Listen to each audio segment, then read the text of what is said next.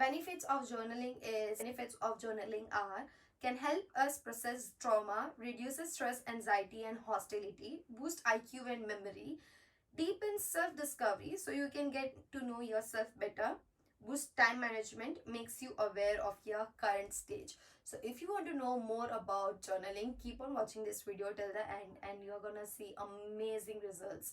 Everyone, my name is Simran Jain and welcome back to my channel. If you have seen this face for the very first time, then I make videos on studying in UK, productivity, lifestyle, and much more. This channel is all about growth and positive mindset. If you are someone who's interested in any of this, then consider subscribing to my channel for more of such videos. In today's video, I'm gonna be talking about a beginner's guide to journaling. So don't get me wrong, but I have I have ranted about journaling a lot. If you have been following me for a while, you know that how much I emphasize on journaling, how much I love journaling, and all of that. But I thought that I've never shared how did I start it and how can you start as a beginner and what all do I consider when I say that I love to journal. So as I've been journaling from past 3 to 4 years, this has given me a lot of expertise, and doing trial and error method every time I have come up with a very easy and a simple way to journal, and also which is very effective. So this makes me eligible enough to make this video. And if you want to make journaling as a habit, and if you want to know more about journaling, how to get started, etc., what you will achieve after all this, why is it important, then stick till the end. You are going to learn a lot. You first thing first, that it's a myth that you need a very fancy journal in order to get started with the journaling. I know I have seen quite a few of them with some fancy quotes, and then you have to fill the habits. It is really good to have one, but the best thing is to get yourself a plain book, literally nothing. It's even better if you get yourself a white one, but lines won't do this, like, it's all right as well. So nothing is better than having a plain book.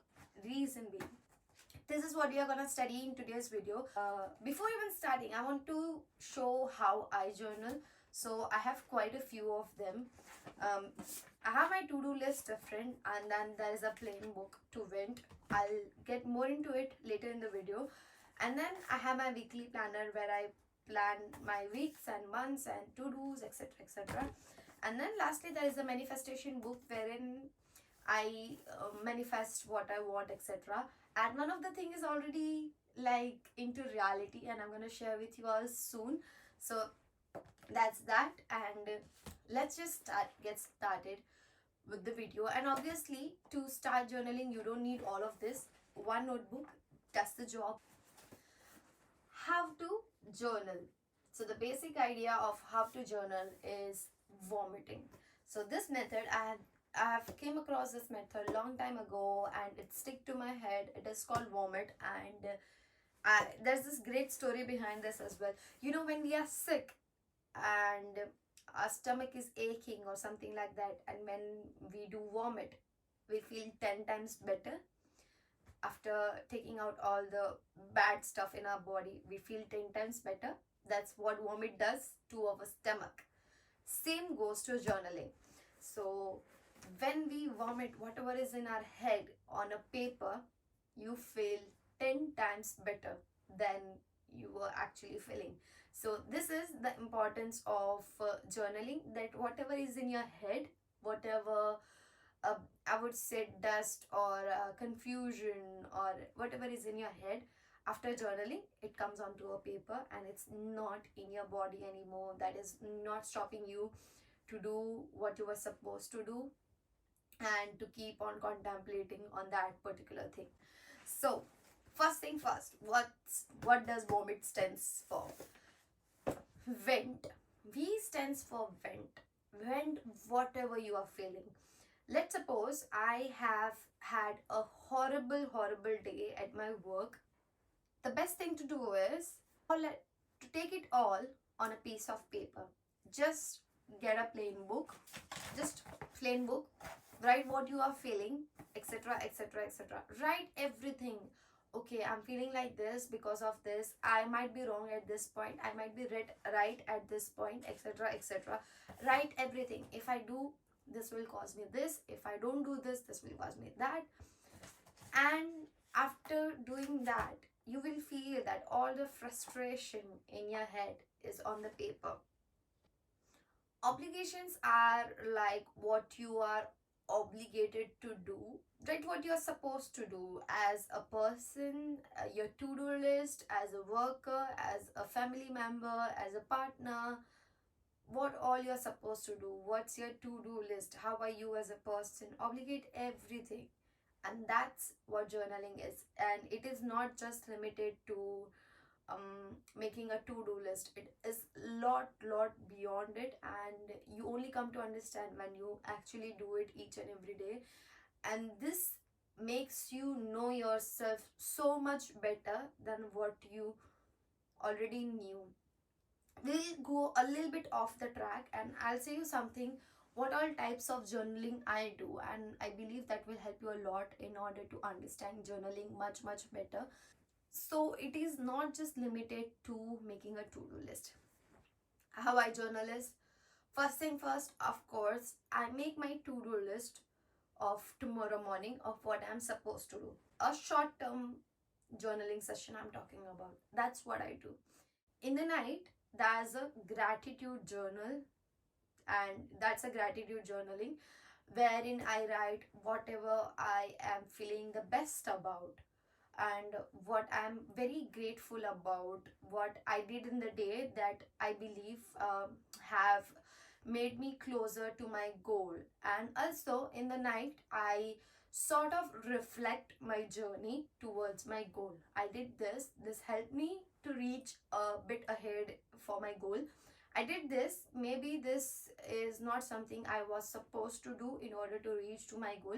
And it is just a lot of self reflection. And in our day to day life, we don't connect with ourselves, we are just doing things aimlessly. And journaling helps us to have like a self discovery and self reflection, and it just gives a lot of time to connect with ourselves. And I myself feel journaling is like a meditation to me, because I am just by myself with my thought later on. And next, I also love to plan my future. So I'll keep one day in a month or one day in a week, mostly it's Sunday, when I think a lot. Like 1 hour straight, I'll be like thinking of what I'm doing, what I actually want, and what are my goals. And this is in terms of everything. So my goals are in terms of my YouTube, my workplace, where I want to be, where I am, what courses should I do if I'm at my workplace, what project should I take care of more, how should I advance in my project, and if I am on my YouTube, what video should I make next. Am I making good videos? Am I doing my editing right? If I don't want, I want to learn more of editing, I want to improve myself, or I want to really change my content, etc., etc. And then I really love to journal in terms of finance as well. So that day I also decide of, oh, I have this much money, I need to, this is my saving, this is my investment, this I need to send home, this I need to do this, and this is for my bucket list if I have any bucket list. And I also make a long and short term goal for myself. So I want to buy this at this point of time. If it's not buy, I want to travel over here at this point of time. How I'm behaving with my parents, how I am with my family members, etc. So I want to make sure that I'm very good with the people around me and I make them feel loved. I'm not a people pleaser, but people whom I really love deeply, I want to be there with them. Like I'm a very clingy person in that manner. So I journal each and everything, and that is the deepest session I have with myself. And I make different sections of work goals, YouTube goals, where I am, what I need to do, what the steps I have to take, where I like what good I did. And I also make myself recall that I the good thing about my YouTube, for example, is that I have not given up. No matter what, I have not given up in this journey. I have learned, I have did everything. that can make me awake on this channel and feel connected to this channel, but I have never ever given up. And that's something I'm very proud of. And so stuff like this, a 1 hour of session is really important on each week. And apart from that, every day what you can do, we'll come back to vomit section again. So obligate what all you need to do, what are your to-do list, what are you supposed to do, what you need to prioritize, and what is important, etc., etc. And then mindset. So in mindset section, you have to write clear ideas. You know, we as a human being, we have clear ideas about everything. So we need to shift our mindset and grow as a person as well.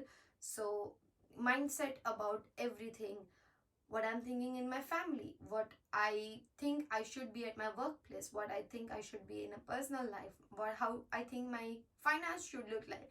So the way I said you that 1 hour of brainstorming session, that's where mindset comes in. So not necessarily you need to do it every day, but once in a week, and having a good track of what you are actually doing in terms of knowing yourself better, and knowing what you want from which relation, and knowing what you want from your company, knowing what you want from yourself, how hard do you want to work, how hard you are working, where you are wasting your time, where you are not wasting your time.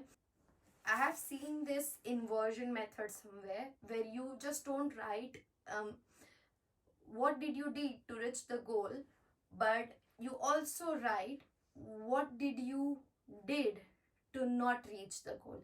So for example, I want to be healthy, and I'll write what did I did to reach my goal and what did I not did to reach my goal.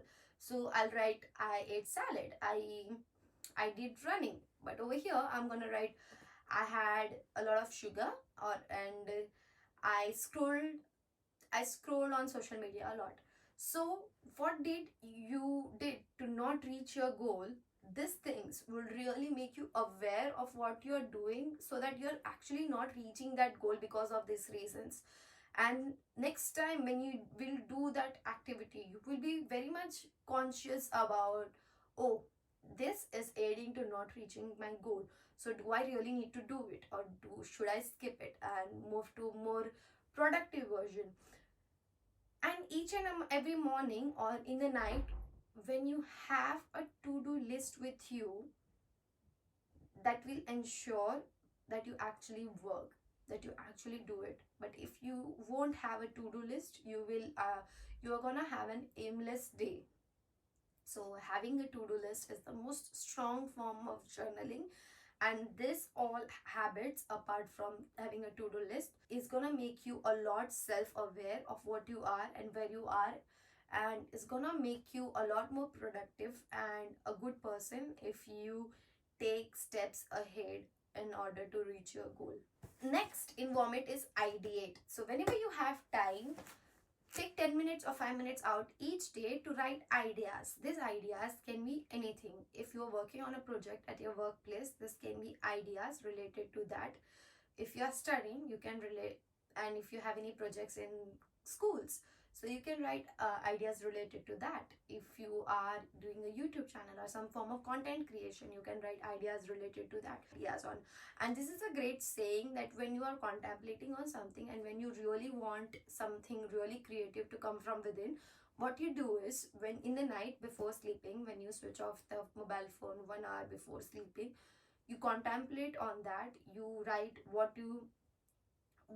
on what section you want to create a new idea. You write that on a piece of paper, that I want idea on so and so, how can I do this, how can I be very innovative in terms of this. You sleep, and throughout when you are sleeping, in your subconscious mind, that thing is still running. And next day when you wake up, you write the idea first thing in the morning. And first thing first, you will have a very fresh mind to write ideas. And secondly, sometimes I know it's very superficial, but sometimes you have a very great idea in your sleep. I know it's very superficial and it might sound very funny or whatsoever, but try this. Maybe sometimes your luck is very strong and you really get good ideas. Lastly, trajectory. So we are not just writing our goals, we are not just writing everything down, but we are also tracking ourselves of where we are, where we were, where we are, where we need to go. So is like kind of the whole path is kind of monitored by us.